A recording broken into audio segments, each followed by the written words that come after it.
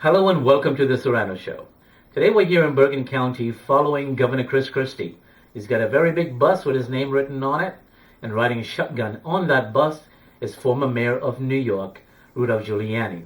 Giuliani introduced the governor to the crowd in Bergen County. The governor is here to pump up his candidate for Freeholder, Assembly, and Senate. He blasted Bob Gordon for trying to pretend he's like the governor, and then the governor endorsed Fernando Alonso. He also endorsed Michael Sardino for sheriff of Bergen County. He's running for re-election, and so did the New Jersey Pulse and the Sirrano Show. The New Jersey Pulse is our sister newspaper. That's NewJerseyPulseOnline.com or NJPulseOnline.com. And so the governor also dropped the S-bomb. We won't give it away. We'll let you hear it for yourself. And before we introduce you to the governor's speech and his visit, Governor, remember 4 years ago, if you're listening, you promised us an interview. You thanked us for endorsing you. We were the only newspaper in this part of Bergen County and Passaic County that endorsed you. And we asked you for an interview, in which you said, absolutely. It's 4 years, Governor, and we're still waiting. Our email address is thesirranoshow@gmail.com or NewJerseyPulse@AOL.com. Here's the governor's visit to Bergen County.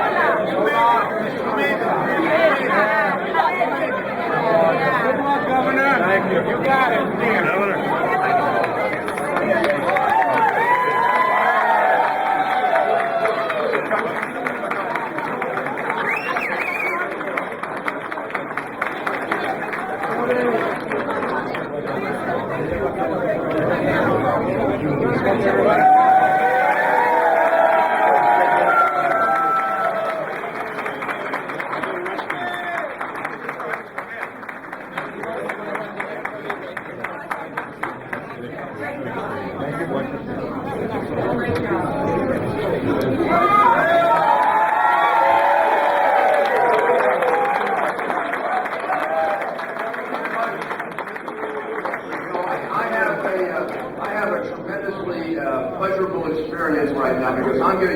introduce someone who's a really great public servant, a great leader. I think I was with you the day you announced for governor, right? And I remember that it was an uphill battle. I remember he was an underdog. I remember nobody thought he could win. I remember he promised to turn this state around. And all of that came true. Everything.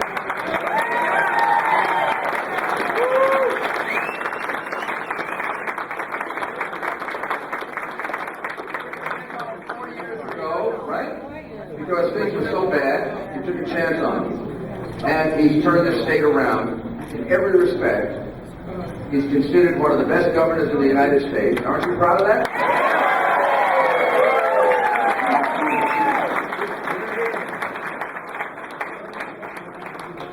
So New Jersey has the best governor.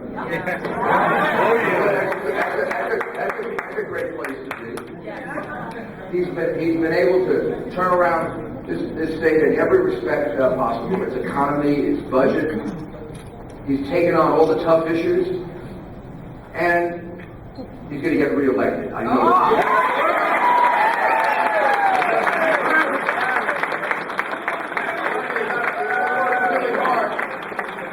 You got to work really hard to make sure you get out the vote. You got to work really hard so you give him a chance to have an assembly and a senate that'll work with him. So he can fix the schools. He can make some of the things that he's already changed, he can make them permanent. These are all the things that are necessary in this election. And he's way ahead, we all know that, still got how to hide that. So I always worry, when I was behind, I used to worry that I would lose. When I was tied, I would worry that I would lose. And when I was ahead, I would worry that I would win. Or at least I wouldn't win by now. It all happens on Tuesday. You're the people that make it happen. I know he's going to win because I can see you love him. I'm going to tell you a secret you already know. He loves you too.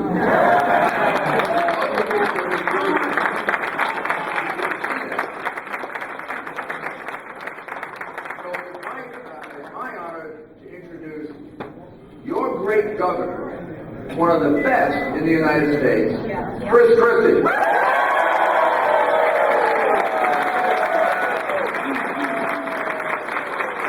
right.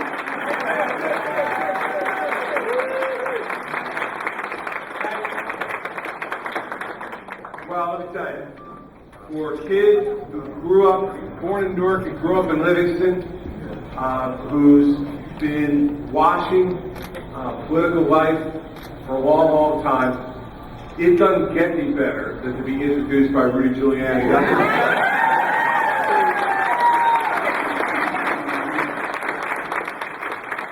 can't thank him enough. We were both U.S. attorneys.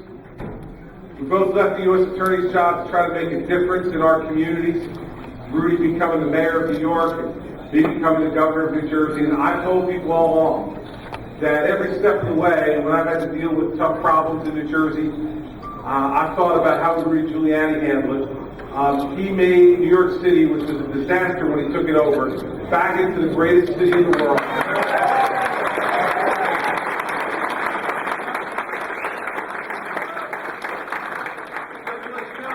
Just you know how serious we're taking Bergen County. This is where we rolled out Rudy Giuliani.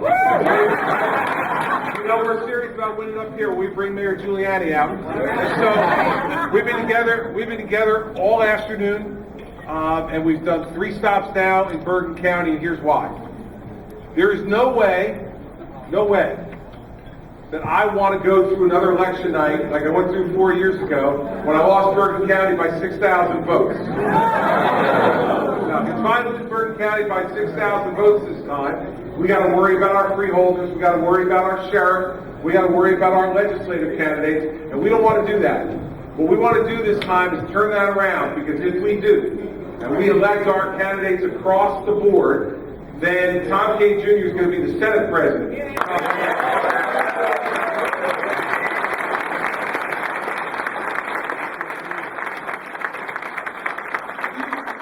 all know me, I'm trying to work with everybody. I reach out to both sides of the aisle and try to make things work, because that's my job. And I'll continue to do that. But don't be fooled. Don't think just because I've worked with the Democrats that I want to keep a Democratic Senate and Assembly. That is not what I want to do. What I want to do is do exactly what Rudy just talked about. I want to make permanent the great changes we've made already, and I want to run the board on all the things that we want to do, but we're stopped from doing by people like Bob Gordon and the rest of the folks, these Democrats up in Bergen County, who are voting against us all the time. Let me just be clear about District 38, okay? Let me be clear about District 38, Bob Gordon. All right? Mr. Gordon running ads on TV saying he reaches across the aisle to work with Governor Christie. You see those ads? All right. Let me tell you what Bob Gordon does when he reaches across the aisle. He throws a punch at me is what he does when he reaches across the aisle. When he reaches across the aisle, he puts roadblocks between me and progress for New Jersey. When he reaches across the aisle, he usually is reaching into the pockets of special interests to get more of the dirty money that runs his campaigns up here. We have to get rid of Bob Gordon and get rid of him on Tuesday.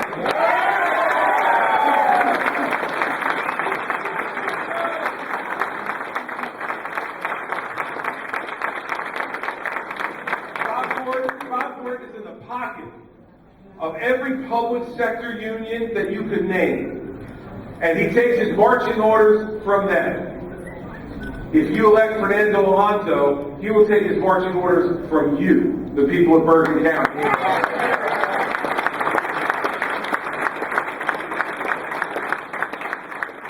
So don't be fooled by Bob Gordon's deceitful ads. There is not a bipartisan bone in Bob Gordon's body. In fact, the only thing that's bipartisan about Bob Gordon is he's married to a Republican. So we need to work up here. Now, let me be really honest with all of you. I know that all of you believe exactly what Rudy said to you, that we've got a big lead because we've earned it. We've got a big lead because the people believe in us. We've got a big lead because people know that the future of New Jersey will be brighter if we stay in charge. But that lead means nothing until Tuesday night at 8 o'clock. Nothing. All these polls are just polls, and believe me, I'm much happier to be ahead. But Rudy's right. What I worry about now is this woman that I met this morning in the diner in Parsippany, who came up to me and she said, "Governor, I love you." I said, "Thank you." She said, "I can't wait to vote for you for president." And I said to her, "Well, you know I have an election coming up. Will you actually get a chance to vote for me?" She goes, "Oh, you got it made." See, when Rudy said he's worried, he was way ahead. That's what you worry about. You worry about everybody going, "Oh yeah, they've got it made. We don't have to show up to vote." Listen, that may mean I still win, but it may mean I win by less. And if I win by less and few of our voters come out, then Fernando and Joe and Joan in 38, then they may not win. They may come close. We don't want to wake up Wednesday morning and be within 500 votes of winning the seats in District 38. We don't want that to happen. I don't want you to wake up and say, "Oh man, if I'd only gone to BCRO in the last weekend or to one of the victory centers and made more phone calls, did more door knocks, we could have made up those 500 votes." I don't want that to happen. And if we turn out to vote for me at the top of the ticket, believe me, the folks are coming out to vote for Chris Christie. They're going to vote for my candidates all across the board. Not only for me, but for the great sheriff we have here in Bergen County.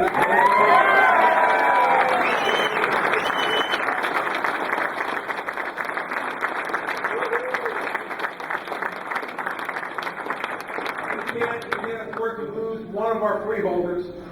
So Mitchell, Felice, Dina Cola, we got to vote for all of them.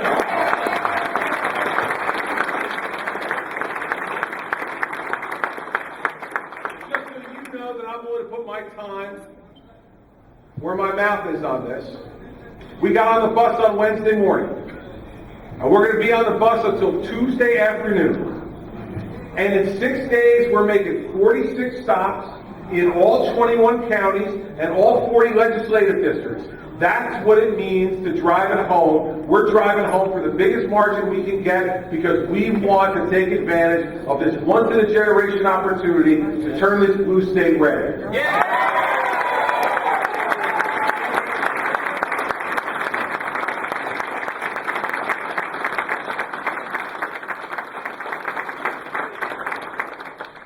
And you know, we've learned over the last 4 years it matters. It matters who wins these elections. It matters who you vote for. Don't let anybody tell you that it doesn't matter, that they're all the same. Let me ask you a question. Was New York City the same under David Dinkins? And is New Jersey the same today as it was under John Gordon? It matters who you vote for. It matters. Leadership matters. The direction you want to take a state, the way you talk, the way you do things matters. It makes a difference. And so I'm out here campaigning this hard over the last 6 days, not only because every candidate's paranoid, and I am. It's not just because of that. It's because I care about these people running with me. They put their lives on the line. They sacrificed from their own personal lives, from the lives of their families, from their professional lives, to come out and offer themselves for the state legislature, to offer themselves for constitutional offices, to offer themselves for county offices, and to offer themselves for local offices. I have a responsibility for all of them because I'm not only the governor, I'm the head of our party. And I've never forgotten that for one day that I've been governor. That also makes me the head of our party. And my job is to grow our party every chance I have over every day that I have as governor. So some people, and I'll end with this, some people have asked me, and since most of you probably won't have this opportunity, I'll fill you in. A lot of people have asked me over the last couple of weeks, what's it like to run for governor of New Jersey? What's it like to be the nominee of your party and to travel all across this amazing state and ask people for their vote and their support? What's it like? Well, there's lots of different stories I can tell you, but I'll tell you just one that's my favorite. About 4 weeks ago, I was at what's called a Senior Wellness Day at South Mountain Arena in West Orange. Now, you notice I said South Mountain Arena. Years ago, they named it Richard Cody Arena. I refuse to call it Richard Cody Arena. I never have, and I never will. He didn't deserve it. He not really governor ever. Nobody ever elected him governor. And we're not going to call it Richard Cody Arena. So I was at South Mountain Arena. There's 2 ice surfaces there. There were 3,000 seniors there from all across Essex County. And they were there to, get their blood pressure checked, to review their medications to make sure they were taking them the right way, to get advice on nutrition from nutritionists. And then they also got lunch fed to them, and they got great bands playing in each room, and they were having a great time. So there's no time for speeches, so I made my way around table to table to talk to folks and introduce myself. And I got to this one table, and I tapped this one woman on the shoulder, and she turned around, and I shook her hand, and I said, "Hi, I'm Chris Christie." And she said, "Hi, I'm Gladys." And she stood up, and I said, "Gladys, where are you from?" And she said, "I'm from Newark, and I'm 82 years old." And I said, "Well, it's really nice to meet you, Gladys." And she said, "It's nice to meet you, Governor." She goes, "I didn't vote for you last time." And I said, "Well, don't worry, lots of people didn't." And she said, "But I'm voting for you this time." And I said, "Thank you, Gladys, I appreciate that." And she said to me, "Every day since Sandy, Governor, I prayed for you. Every day, I prayed for you." And I said, "Well, that's so nice, Gladys. I really appreciate that." And she said, and then a few weeks ago, she said, "I saw that awful fire on the boardwalk in Seaside Park." I said, "And I saw you standing there behind that whole bank of microphones with the fire raging behind you." I said, and I thought to myself, for the first time, Governor, I was really worried about you. She said, "I looked at you on TV, and you really looked tired. I was really worried about you." And I said, "Well, I was pretty tired, guys. That was kind of a tough day." So I was tired. And she said, "So, that night I said a special prayer for you." I said, "Oh, that's nice." She looked over, she goes, "You want to hear it?" I said, "Sure." She said, "Yep, that night, Governor, I went to bed. I said, Lord, please give our governor strength. Because I don't know how much more shit this boy can take."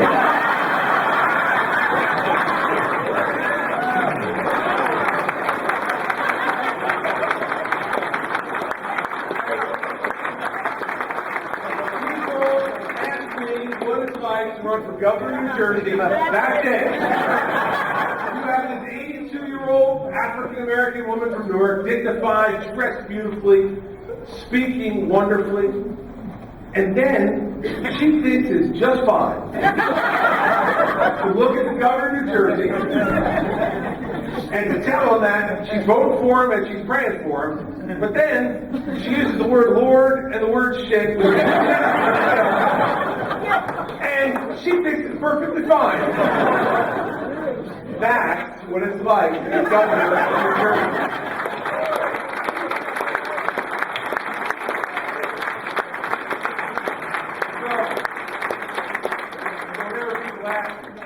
Whenever people ask me why I love my job so much, and I hope you can tell I do, why I love being governor of New Jersey.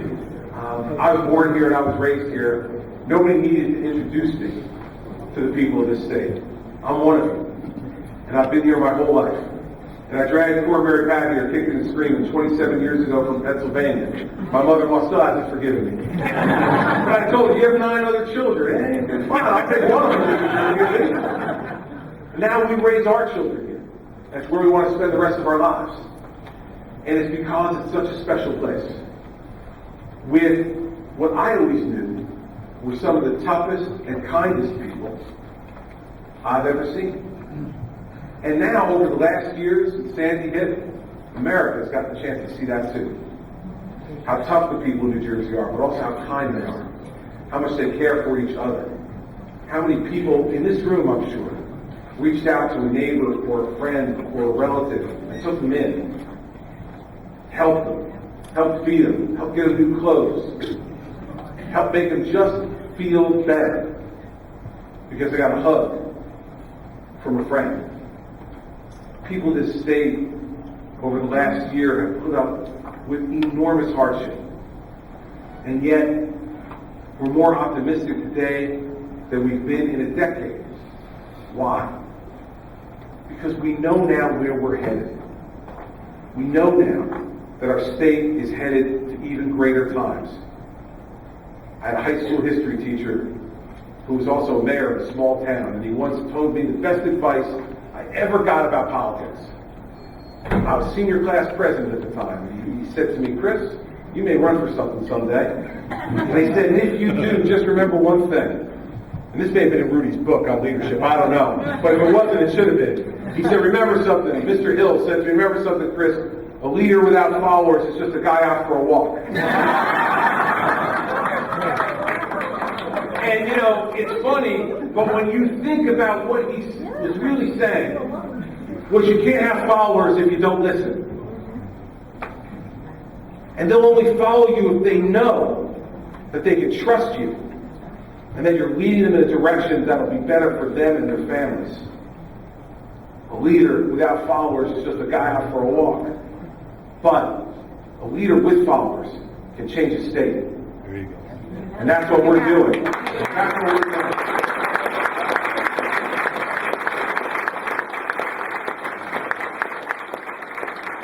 Now listen, you all know me too well, so nobody in this room is afraid of me anymore, but I'll tell you one thing, I need you to work over the next 4 days. And I can't threaten you to do it, I know you too well. I can't make you scared about it, but Rudy can. Rudy can. You don't want Rudy Giuliani back here angry. If he comes back to Bergen County angry, there's going to be some problems here. So he's here with me tonight, not only because he's been a role model to me, not only because we're good friends, but because he has been an extraordinary leader for this country. And it's exactly right.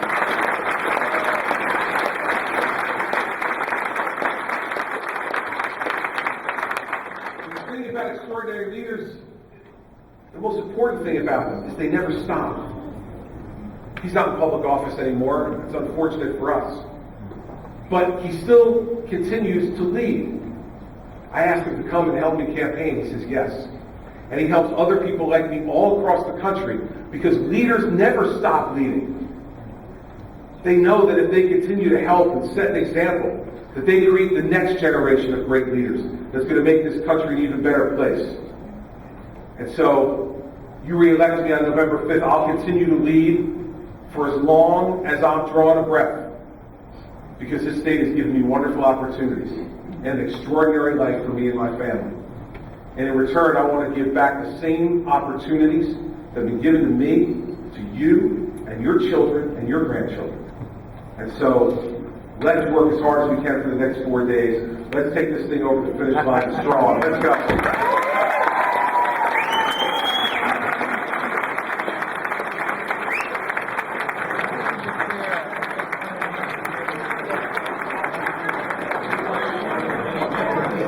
Sure.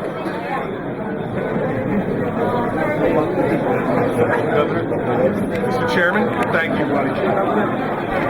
Doc?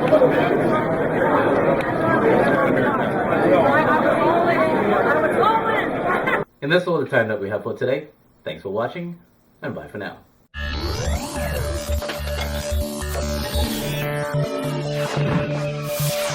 You